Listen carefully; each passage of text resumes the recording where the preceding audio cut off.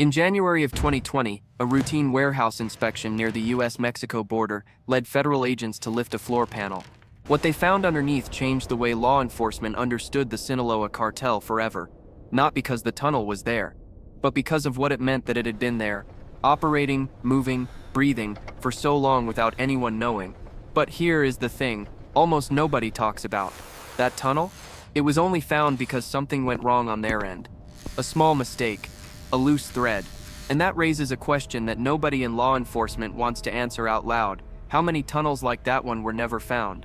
How many are still down there right now, 70 feet underground, moving product beneath cities where people are going about their lives, buying groceries, dropping their kids off at school, completely unaware of what is happening directly beneath their feet? The Sinaloa Cartel did not build a tunnel. They built an underground empire, and the one the police found was never the only one. It was just the one they were allowed to find. This is the story of the most sophisticated criminal infrastructure ever constructed in the Western Hemisphere, and the deeply unsettling truth of what would have happened if it had stayed hidden. The Sinaloa Cartel did not become the most powerful drug trafficking organization in the world by accident.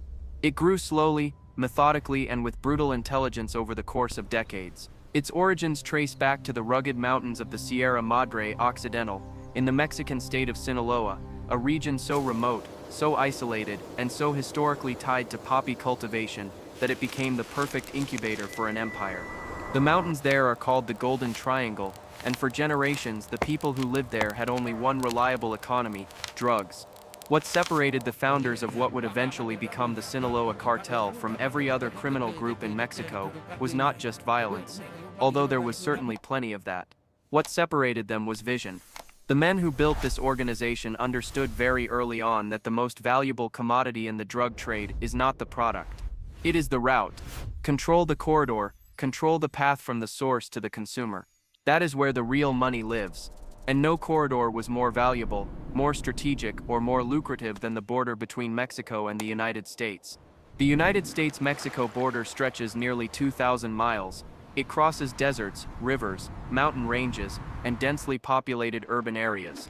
And for all the walls, all the sensors, all the border patrol agents, all the surveillance technology deployed along that line, the Sinaloa Cartel found a way to go underneath all of it. The first major narco tunnel discovered by US authorities was found in 1990, a simple crude passageway, barely functional. But it was a beginning. Over the following 3 decades, more than 200 tunnels would be discovered along the border. Some were primitive, some were barely more than holes in the ground. But the ones built by the Sinaloa Cartel, those were different. Those were engineering marvels. The tunnel that became known as the most sophisticated ever discovered was found in January of 2020, running from a warehouse in Tijuana, Mexico, directly into an industrial area near Otay Mesa in San Diego, California. When authorities entered it for the first time, they were stunned. This was not a tunnel. This was an underground highway. It ran for more than 4,000 feet, nearly 8/10 of a mile. It sat more than 70 feet below the surface.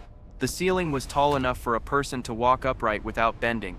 The walls were reinforced with concrete and wood paneling. The floor had a rail system, a functional, fully operational rail system that allowed cargo to be moved quickly and efficiently from one end to the other. There were electrical lighting systems running the entire length. There was a ventilation system pumping fresh air throughout. There were hydraulic lifts at both ends to raise and lower cargo between the tunnel and the surface warehouses above. The engineering alone represented years of planning and millions of dollars of investment. When agents cleared the tunnel, they found over 1,200 kilograms of cocaine inside, 360 kilograms of heroin, over 2,000 pounds of methamphetamine, 18 kilograms of fentanyl. The combined street value of what was moving through that single passageway in a single load was staggering. But let's stop right here, because if you're finding this as fascinating and disturbing as it truly is, this is exactly the kind of content we dig into on this channel. Hit that subscribe button right now and turn on notifications, because every week we go deeper into the hidden structures of power, money, and survival that most people never hear about. Now back to the tunnel. The question that investigators kept returning to was not just how it was built. It was how long it had been operating without anyone knowing. The construction of a tunnel like that does not happen overnight. It does not happen in a month, or even several months. Engineers who examined the Otay Mesa tunnel estimated that the construction alone would have taken somewhere between 1 and 2 years of continuous underground work. That means drilling, excavating, reinforcing, installing electrical systems and ventilation, laying rail tracks. All of it happening 70 feet underground, on both sides of an international border, without triggering any detection systems, without alerting any neighbors, and without a single leak to law enforcement. Think about the organizational complexity required to make that happen. You need engineers. You need laborers. You need someone managing the supply chain for construction materials. You need someone paying wages in cash, off the books, to dozens if not hundreds of workers, and keeping every single one of them silent. You need someone managing the surface warehouses above both ends of the tunnel. You need lookouts, coordinators, logistics managers, drivers. You need an entire parallel economy of people operating in total secrecy, all in service of moving product from one side of a line to the other. This is not a gang. This is not even an organized crime syndicate in the traditional sense. What the Sinaloa Cartel built was a corporation, a vertically integrated, horizontally diversified, multinational logistics operation that happened to be trafficking drugs. The man most associated with the rise of this infrastructure was of course Joaquín Archival do Guzmán Loera, El Chapo, a man who became so synonymous with the tunnel operation that when he escaped from a Mexican maximum security prison in 2015, the second time he had done so, he did it through a tunnel. A fully constructed mile-long tunnel that went from the shower floor of his prison cell to a house in a nearby neighborhood, complete with a modified motorcycle on rails to carry him out at speed. When Mexican authorities found it, they stood inside it with the same expression that US agents had when they found the Otay Mesa tunnel: disbelief. El Chapo's escapes became legendary, almost mythological, but they were not magic. They were logistics. They were planning. They were the same organizational intelligence applied to every other problem the Sinaloa Cartel had ever faced. You have an obstacle, a wall, a border, a prison, and you build under it. You do not confront power directly. You route around it. Now here is where the story gets truly unsettling. Because for every tunnel that has been discovered, the working assumption among narcotics investigators, based on patterns of discovery, based on the scale of drug seizures versus estimated total imports, based on the sheer financial capacity of the organization, is that there are more. There are always more. The tunnels that get found are the ones where something went wrong. A tip, a surveillance hit, a careless worker. The tunnels that keep operating are the ones where nothing went wrong, where every protocol was followed, where the discipline held. The Sinaloa Cartel reportedly began using tunnels not just as a primary smuggling method, but as a backup system, a redundant layer in a multi-pronged approach to border crossing that included corrupted officials, vehicle compartments, commercial shipping containers, private aircraft, and human carriers. The tunnel was the premium option, the fail-safe, the one that when everything else was being watched or compromised, kept the product moving. And this brings us to the darkest version of this story. The one that investigators quietly acknowledge when cameras are not pointed at them. The drugs that were discovered in the Otay Mesa tunnel in January 2020 represented a massive seizure by any measure. But they also represented a snapshot, a single moment in what had likely been months or years of continuous operation. How much had already gone through before that day? How many loads, how many kilograms, how many millions of dollars in product had already crossed under that border before the tunnel was found? The math is uncomfortable. If the tunnel operated for even 12 months before discovery, moving even a fraction of its theoretical capacity on a weekly basis, the quantity of drugs that entered the United States through that single passageway would have been enough to supply entire metropolitan areas. Cities. Not just neighborhoods. Cities. If this story is hitting different right now, if you're realizing just how deep this infrastructure really goes, share this video with someone who needs to understand what's actually happening beneath the surface. Not the headlines. The reality. Now let's keep going. What makes the Sinaloa Cartel's tunnel operation particularly difficult for law enforcement to combat is the economic equation underlying it. A single major tunnel costs, by most estimates, between $1 and $3 million to construct. That sounds like an enormous investment, until you realize that a single successful shipment of the scale recovered from the Otay Mesa tunnel represents a street-level value that is 30, 50, 100 times that construction cost. The tunnel pays for itself in a single load. Every subsequent load is pure margin. This is not irrational. This is not reckless criminal behavior. This is calculated capital investment with exceptional return on investment, applied to a commodity with near infinite demand. The Sinaloa Cartel understood economics in a way that most of its competitors never did. It was not trying to be the most violent organization in Mexico, although it was certainly capable of violence.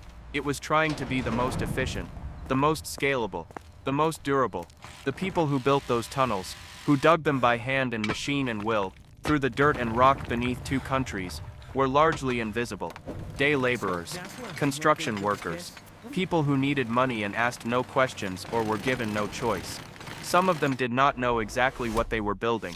Others knew perfectly well and accepted the cash because poverty has a way of clarifying priorities. Many of them were never arrested because they were never considered significant enough to pursue.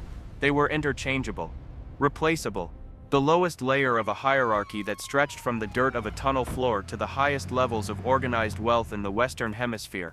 And above them the structure held the logistics managers, the warehouse operators, the tunnel engineers, the cartel lieutenants who oversaw the operation.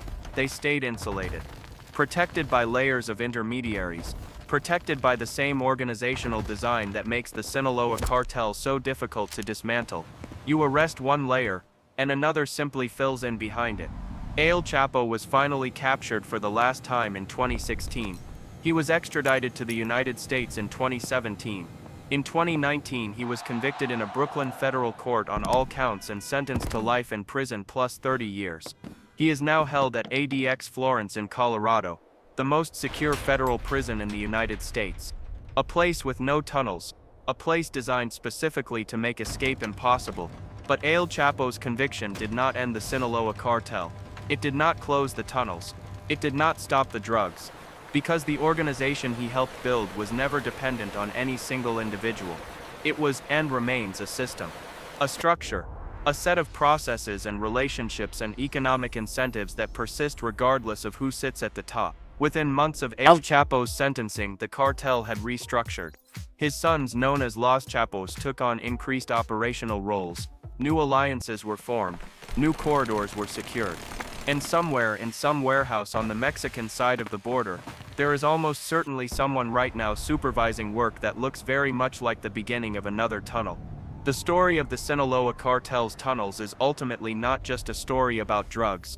It is a story about what happens when an organization is given decades to grow, billions of dollars to invest, and a clear economic incentive to solve a logistical problem that no legitimate institution is effectively solving.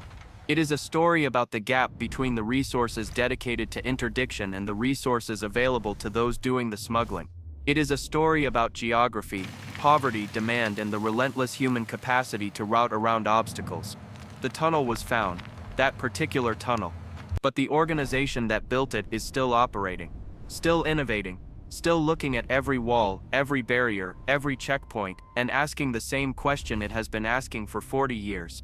How do we get under it? If you made it this far, you already know this channel is different. We don't do surface level, we go all the way down, just like those tunnels. Subscribe if you haven't already, leave a comment telling us what part of this story you found most unbelievable, and share this with someone who thinks they know how the world really works. Because the world beneath the world is deeper than most people will ever be willing to look.